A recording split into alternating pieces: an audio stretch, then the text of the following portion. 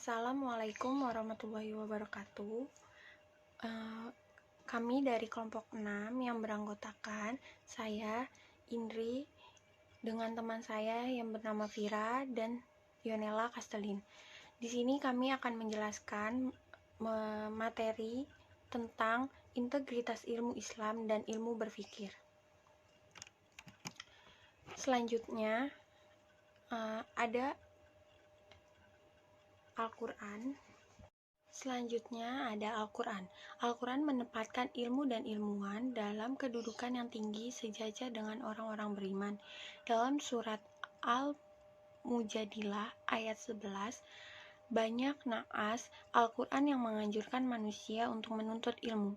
Bahkan, wahyu yang pertama kali turun adalah ayat yang berkenaan dengan ilmu, yaitu perintah untuk membaca seperti yang terdapat dalam surat Al-Alaq ayat 1-5.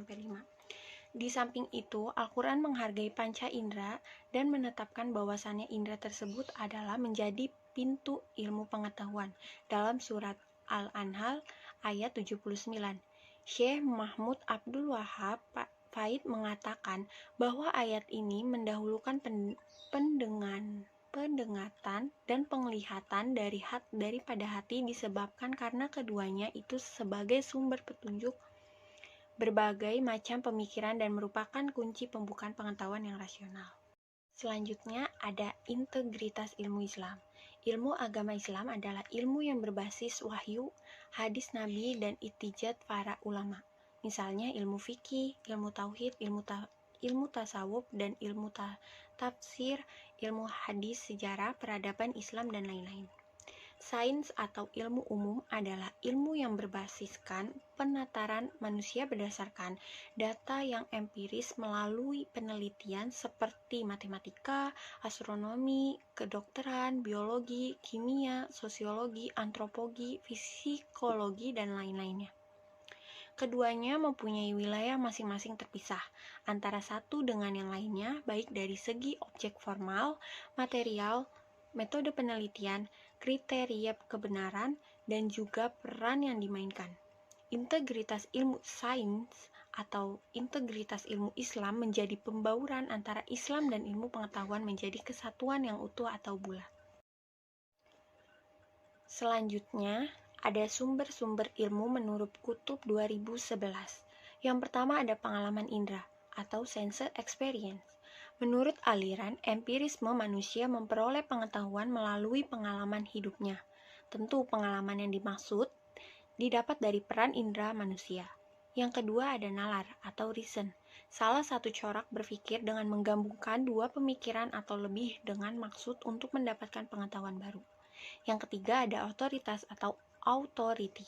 Kekuasaan yang sah yang dimiliki oleh seseorang dan diakui oleh kelompoknya. Otoritas menjadi salah satu sumber pengetahuan karena kelompoknya memiliki pengetahuan melalui seseorang yang mempunyai kewibawaan dan pengetahuannya. Yang keempat ada intuisi atau intuition, kemampuan yang ada pada diri manusia yang berupa proses kejiwaan tanpa ada rangsangan atau stimulus yang mampu untuk membuat pernyataan yang berupa pengetahuan. Intuisi merupakan. Selanjutnya, ada sumber-sumber ilmu menurut Kutub 2011. Yang pertama ada pengalaman indera atau sense experience. Menurut aliran empirisme, manusia memperoleh pengetahuan melalui pengalaman hidupnya. Tentu pengalaman yang dimaksud didapat dari peran indera manusia. Yang kedua ada nalar atau reason. Salah satu corak berpikir dengan menggabungkan dua pemikiran atau lebih dengan maksud untuk mendapatkan pengetahuan baru. Yang ketiga ada otoritas atau authority. Kekuasaan yang sah yang dimiliki oleh seseorang dan diakui oleh kelompoknya. Otoritas menjadi salah satu sumber pengetahuan karena kelompoknya memiliki pengetahuan melalui seseorang yang mempunyai kewibawaan dan pengetahuannya. Yang keempat ada intuisi atau intuition, kemampuan yang ada pada diri manusia yang berupa proses kejiwaan tanpa ada rangsangan atau stimulus yang mampu untuk membuat pernyataan yang berupa pengetahuan. Intuisi merupakan pengetahuan yang didapatkan tanpa melalui proses penalaran tertentu. Yang kelima ada wahyu atau revelation. berita yang disampaikan oleh Tuhan kepada Nabi dan Rasul-Nya untuk kepentingan umatnya. Wahyu dapat dikatakan sebagai salah satu sumber pengetahuan karena kita mengenal sesuatu yang bersumber pada kepercayaan kita. Yang keenam ada keyakinan atau faith, suatu kemampuan yang ada pada diri manusia yang diperoleh melalui kepercayaan. Keyakinan yang dimaksud adalah kemampuan kejiwaan manusia yang merupakan pematangan dari kepercayaannya. Ya, selanjutnya saya Vira akan menjelaskan pengertian dari konsep berpikir. Berpikir merupakan salah satu tindakan yang mampu mengantarkan si pelakunya ini menuju ke arah kebenaran. Berpikir juga menjadikan salah satu dari bagian yang tak terpisahkan dari para cendekiawan. Berpikir dalam kerangka memberikan pengertian merupakan unsur dari keputusan sebagai akal budi yang pertama, yang menangkap sesuatu sebagaimana adanya. Oleh karena itu, menangkap sesuatu adalah mengerti terhadap sesuatu.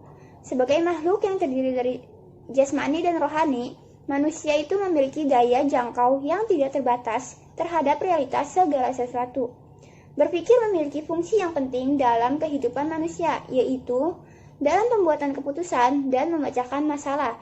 Jadi, konsep berpikir itu agar hasil dari pemikiran kita memberikan pengaruh yang lebih benar dalam kenyataan, dalam kehidupan nyata, maka kita tidak hanya berpikir menggunakan akal, tetapi juga menggunakan hati yang suci. Selanjutnya ada paradigma epistemologi. Epistemologi merupakan salah satu cabang pokok bahasan dalam wilayah filsafat yang memperbincangkan seluk-beluk pengetahuan. Persoalan sentral epistemologi merupakan mengenai apa yang dapat kita ketahui dan bagaimana cara mengetahuinya. Epistemologi ini bermaksud untuk mengkaji dan mencoba menemukan ciri-ciri umum dan hakikat dari pengetahuan manusia. Bagaimana pengetahuan itu diperoleh dari dan diuji kebenarannya. Ya, paradigma epistemologi itu terdiri dari yang pertama, rasionalisme. Rasionalisme ini merupakan paham atau aliran yang berdasarkan rasio. Ide-ide yang masuk akal, selain itu tidak ada sumber kebenaran yang hakiki. Sebagai aliran dalam filsafat yang mengutamakan rasio untuk memperoleh pengetahuan dan kebenaran, rasionalisme ini selalu berpendapat bahwa akal itu merupakan faktor fundamental dalam suatu pengetahuan. Dan menurut rasionalisme ini, pengalaman tidak mungkin dapat menguji kebenaran hukum sebab akibat, karena peristiwa yang tak terhingga dalam kejadian alam ini tidak mungkin dapat diobservasi. Yang kedua, ada empirisme. Empirisme ini merupakan aliran yang menjadikan pengalaman sebagai sumber pengetahuan. Aliran ini beranggapan bahwa pengetahuan itu diperoleh melalui pengalaman dengan cara observasi atau indrawi.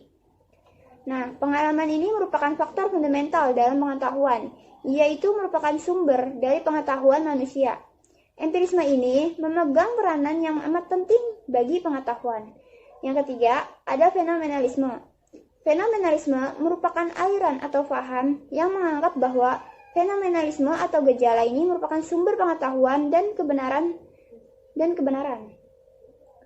Seorang fenomenalisme ini suka melihat gejala. Dia itu berbeda dengan seorang ahli ilmu positif yang mengumpulkan data, mencari korelasi dan fungsi, serta membuat hukum-hukum dan teori. Fenomenalisme ini bergerak di bidang yang pasti. Fenomenalisme merupakan suatu metode pemikiran. Gejala ada aktivitasnya. Misal, gejala gedung putih adalah gejala akomodasi, konvergensi, dan fiksasi dari mata orang yang melihat gedung itu, ditambah dengan aktivitas lain yang perlu supaya gejala itu muncul. Nah, inti dari fenomenalisme ini adalah tesis dari intensionalisme, yaitu hal yang disebut konstitusi. Selanjutnya, yang keempat itu ada intuisionalisme. Intuisionalisme ini merupakan suatu aliran atau paham yang menganggap bahwa intuisi merupakan sumber pengetahuan dan pembenaran. Intuisi itu termasuk salah satu kegiatan berpikir yang tidak didasarkan pada penalaran. Jadi, intuisi adalah non-analitik dan tidak didasarkan atau suatu pola berpikir tertentu dan sering bercampur aduk dengan perasaan. Tokoh-tokoh dari aliran ini ialah Plotinus dan Henry Bergson. Selanjutnya yang kelima, ada kritisme.